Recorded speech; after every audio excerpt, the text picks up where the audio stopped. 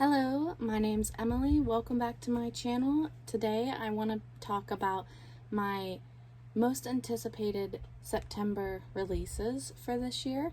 I have a list here. There are 18 books on this list. I don't think I'll go over every single one, but I'll go over the ones that I'm really excited for. So let's get into it. The first date is September 7th, which just passed. I'm recording this on the 8th. But I'm still going to mention these books. So the first one is The Last Legacy by Adrienne Young. This is, I believe, a companion standalone to her Fable duology. I don't want to read the synopsis because I don't want it to spoil anything that may have happened in the duology. I haven't read it yet, but I'm really excited for this one. The next one is the sequel to the Inheritance games, which is The Hawthorne Legacy by Jennifer Lynn Barnes. I will read just about anything she writes. I don't need to know what any of them are about. I will read them. But I think the Inheritance games is kind of like Knives Out, I want to say. Someone in a wealthy family dies, but leaves the inheritance to someone that the rest of the family did not expect or see coming. So that one I'm super hyped for. I've just been waiting for the sequel to come out to read them so I can read it one after the other. The next one is Certain Dark Things by Sylvia Moreno Garcia, and I'm not 100% sure if this is an older one being republished, but I know that it has to deal with vampires, I believe, and it takes place in Mexico. I'm planning on reading Mexican Gothic this month, so I will decide then if I want to read this one, if I like her writing or not. Okay, the next two that come out on the 7th are both mystery thrillers. I don't want to know anything about them, but I've heard really good things about them from other people on BookTube. So the first one is Rock, Paper, Scissors by Alice Feeney, I believe. If I'm wrong, you'll see in the picture here who it's by. I recently saw Gabby Reed's hype this book up, so I'm even more excited for this. I've never read anything by her, but I do have another book, I think it's His and Hers, that I would want to read by her. So the next and last one I have coming out on the 7th is The Night She Disappeared by Lisa Jewell, I believe. I have not read one of her books either, but this one sounds really interesting to me, and I've heard some good things about it, so I would like to try and read that at some point. Okay, so moving on to the 14th of September, there are 5 books coming out that I am interested in. They have caught my attention. So the first one is Defy the Knight by Bridget Kemmerer. This one is a fantasy, a YA fantasy, I believe. So this book, I have my laptop here. I'm gonna read a little bit of the synopsis from Goodreads. The kingdom of Kandala is on the brink of disaster. Rifts between sectors have only worsened since a sickness began ravaging the land. And within the royal palace, the king holds a tenuous peace with a ruthless hand. King Harrison was thrust into power after his parents' shocking assassination, leaving the younger Prince Cork to take on the brutal role of the king's justice. The brothers have learned to react mercilessly to any sign of rebellion. It's the only way to maintain order when the sickness can strike anywhere, and the only known cure, an elixir made from delicate moonflower petals, is severely limited. Out in the wilds, apothecary apprentice Tessa Cade is tired of seeing her neighbors die, their suffering ignored by the unyielding royals. Every night, she and her best friend West risk their lives to steal moonflower petals and distribute the elixir to those who need it most, but it's still not enough. As rumors spread that the cure no longer works and sparks of rebellion begins to flare, a particularly cruel act from the king's justice makes Tessa desperate enough to try the impossible, sneaking into the palace. But what she finds upon her arrival makes her wonder if it's even possible to fix Kandala without destroying it first. And this says that it is about those with power and those without, and what happens when someone is brave enough to imagine a new future. So this one wasn't on my priority until I read the synopsis again to refresh my mind today, and I'm actually really excited for this one. I have not read anything by Bridget Kemmerer, but she did write So she did write the A Curse So Dark and Lonely series. I have the first one. I haven't read it yet. Noticing a theme. But I do really want to check this one out. Okay, another one that comes out on the 14th is White Smoke by Tiffany D. Jackson. Again, I haven't read any of her books, but I've heard they're really good. And this one just stuck out to me because it's The Haunting of Hill House meets Get Out. And it's a psychological thriller that's YA. And it says it takes on the classic haunted house story. I don't really want to know too much. All I do know is that this girl moves into this new house and it's like haunted, or there's something going on there. And I think the town also has some weird secrets too. But the cover of this is so stunning, and I am super intrigued by this book. Another one that comes out on the 14th is The Corpse Queen by Heather Herman. So this book is a dark and twisty feminist historical thriller. A teenage girl starts a new life as a grave robber, but quickly becomes entangled in a murderer's plans.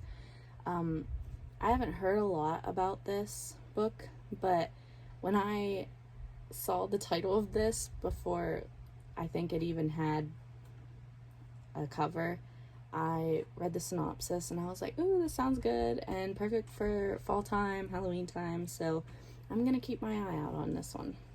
Next, we have Empire the Vampire by Jay Kristoff. I read Nevernight by him. I did not continue on with the series yet. I need to reread Nevernight, get on to God's Grave, and then Dark Dawn. But I have read the Illuminae files behind me that he co-authored with Amy Kaufman. I have read Aurora Rising by those two authors too, and I really enjoyed it. So I'm definitely intrigued to see what he does with vampires. I'm hoping that I will enjoy it. Again, don't know a whole lot about it. Don't really want to. Sometimes it's better to just go into books knowing the bare minimum. Okay, the next book is The Lost Girls, and it is also involving vampires. It's The Lost Girls is laced with dark humor and queer love. It's John Tucker Must Die with a feminist girl gang of vampires. And from what I can remember, it is about all these girl vampires that have been turned by this guy vampire, and they're trying to keep him from doing it again. I don't know, but I'm actually really interested in this. If I didn't say, it's by Sonia Hartle. So keep your eyes out for this one. I think it's going to be a surprising read. Nothing's better than a good revenge story. So these next 3 books I have on my list all come out on the 21st of September. The first one is All These Bodies by Kendare Blake. Kendare Blake? I don't know how to really say it. Sorry. This is a mystery thriller. So this book, I'm going to read the synopsis for. Summer 1958. A string of murders plagues the Midwest. The victims are found in their cars and in their homes, even in their beds. Their bodies drained, but with no blood anywhere. September 19th. The Carlson family is slaughtered in their Minnesota farmhouse, and the case gets its first lead. 15-year-old Marie Catherine Hale is found at the scene. She is covered in blood from head to toe, and at first she's mistaken for a survivor, but not a drop of the blood is hers. Michael Jensen, son of the local sheriff, yearns to become a journalist and escape his small town. He never imagined that the biggest story in the country would fall into his lap, or that he would be pulled into the investigation when Marie decides that he is the only one she will confess to. As Marie recounts her version of the story, it falls to Michael to find the truth. What really happened the night that the Carlsons were killed, and how did one girl wind up in the middle of all these bodies? So if that synopsis didn't pull you in, then I don't know what to tell you. That one definitely pulled me in. I have not read anything by this author, but I'm definitely drawn in by the synopsis, and the cover looks a little creepy too. So I will be checking out this book. The next book on this list is The Bronzed Beast, and I have The Gilded Wolves and the Silvered Serpents back here, all by Roshani Chokshi. I have read her Star Touched Queen series. Her writing is beautiful, and I really enjoyed that series. I have not started these ones, but I think it's like a heist story and something about the Eye of Horus. That's all I know. Again, it's another series that I just want to collect them all and then read them in one go. And not to mention they have such beautiful covers. So the last one on my list that comes out on the 21st is She Who Rides the Storm by Caitlin Sangster. This is about 4 teens that are drawn into a high-stakes heist in the perilous tomb of an ancient shapeshifter king. I don't want to know more than that. I believe that it was blurbed by Brandon Sanderson, who I have read a book from before. He gets tons of praise on his books, so I'm going to trust him on this one. I don't know when I would get around to checking this one out, but maybe within another year or so. Super interested in this book. So moving on to the 28th, this is the last day I have, and I have 5 more books that I want to talk about. So the first one is called Savage Bonds by Jay Breed. This is a reverse harem romance. It's paranormal. The first one being Broken Bonds. This is about like a girl who I think ran away and then she's brought back, and all the guys that she is kind of like mated to be with are really angry and they don't understand why she left, so they're giving her a hard time. She's at this, I think, like college kind of thing, and she's kind of having a rough go at it. Not to mention there are people like hunting these people because they are different, and I'm not doing this any justice, but I loved the first book and I was so upset when I couldn't read the next one, which is another reason why I like to have the whole series before I read it, or at least have them all out, so that if I really like these books, then I can just move on to the next one. So I'm super excited to get to this one. When it comes out, I definitely will be reading it right away. The next book is The Last House on Needless Street by Katrina Ward. I am going to read the little short synopsis about this because I don't know how else to describe this book. This is the story of a serial killer, a stolen child, revenge, death, and an ordinary house at the end of an ordinary street. All these things are true, and yet they are all lies. You think you know what's inside the last house on Needless Street. You think you've read this story before. That's where you're wrong. In the dark forest at the end of Needless Street lies something buried, but it's not what you think. I don't know what to think of this book. I've seen a lot of people mentioning it, so it definitely put it on my radar, but I think I'll probably wait to see some of the other people's reviews before I read it, or if I check it out. Next one is Once Upon a Broken Heart by Stephanie Garber. Again, I have her Caraval series. Have not read it yet, but I actually plan to in the next few months. So this is a new series about love, curses, and the lengths that people will go for happily ever after.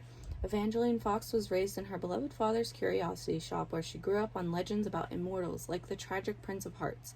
She knows his powers are mythic, his kisses are worth dying for, and that bargains with him rarely end well.